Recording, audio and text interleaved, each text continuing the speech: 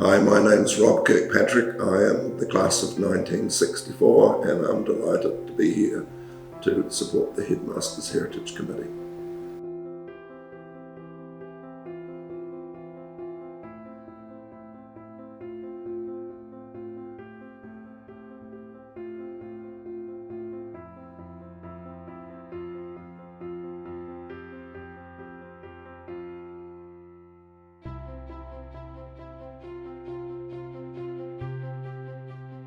Today we're here with Rob Kirkpatrick, class of 1964. Thank you, Rob, for doing this interview with us today.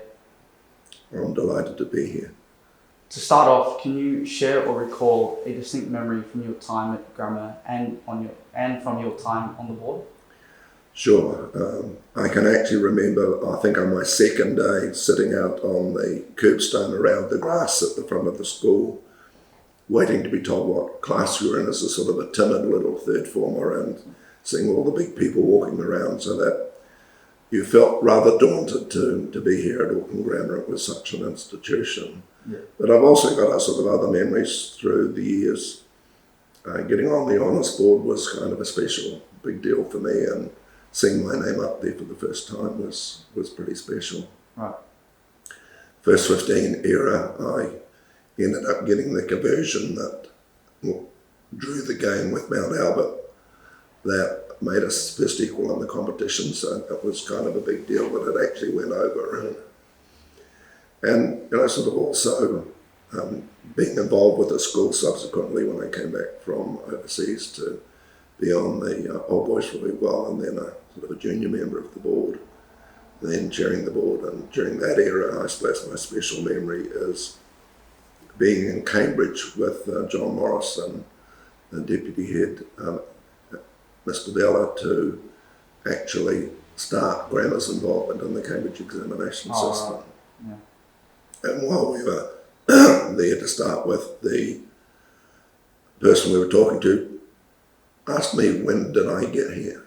When did I get into UK? And I said, well, I've travelled direct into Heathrow, landed at 5 o'clock in the morning today, took the Heathrow Express to downtown Paddington, taxi to King's Cross, train to Cambridge, had a shower in John's room, and I'm here.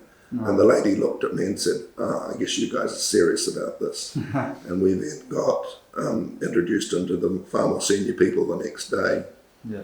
And we signed up to be a Cambridge partner, which is a very big deal. That's sort of the same as Toyota and those sort of entities. Right. And we signed up on John's Visa card, so it was quite an amazing sort of day or two that started the whole Cambridge examination at the school and hence in New Zealand. So, so several of those sort of issues and things that have happened around the school during my time. Right. And why did your father and sister recommend that you come to Auckland Grammar?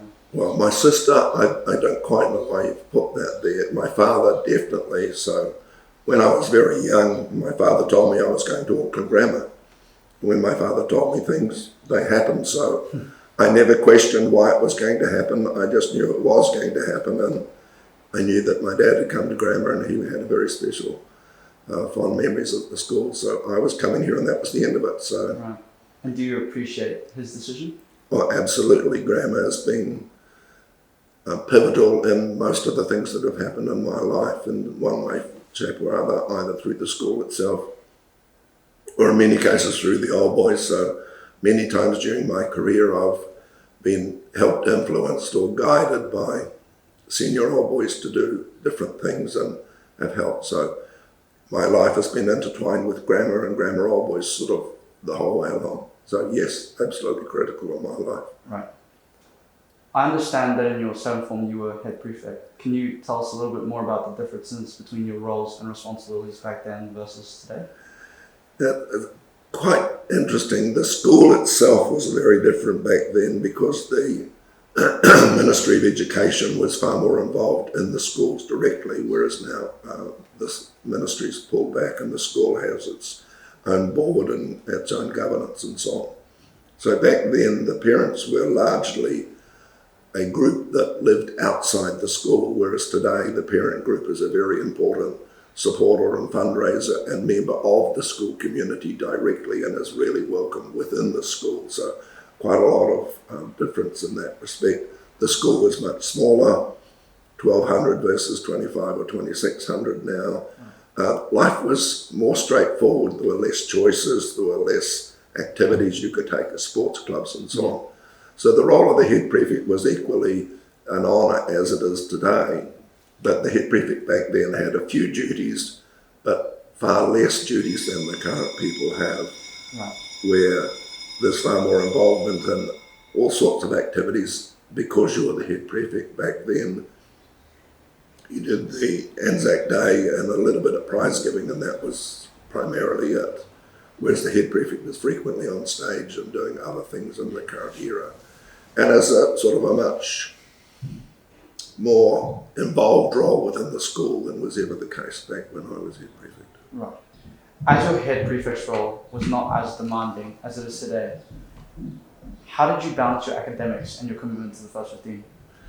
Back then, I think life was more simple, so it was practice sort of 4 days a week and so on, but I never sort of felt under pressure being in the top form and playing in the first 15 and being involved in athletics. It was just what you did back then, so people probably had less other commitments than they do today. So I'm always amazed when you go to prize giving and watch students come across the stage who are members of the senior New Zealand men's team in some particular sporting activity and academic, and members of a whole bunch of other sporting and also in the orchestra. So it just blows my mind now, the diversity and capability of people at the school to be involved in many, many more activities than I was involved. So I think my life was pretty simple in comparison with today. Right.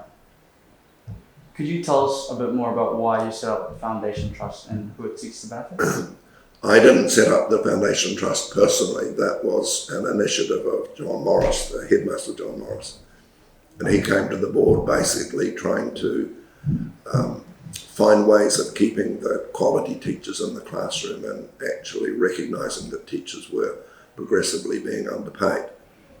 So the role of the board and the chair is to support the headmaster.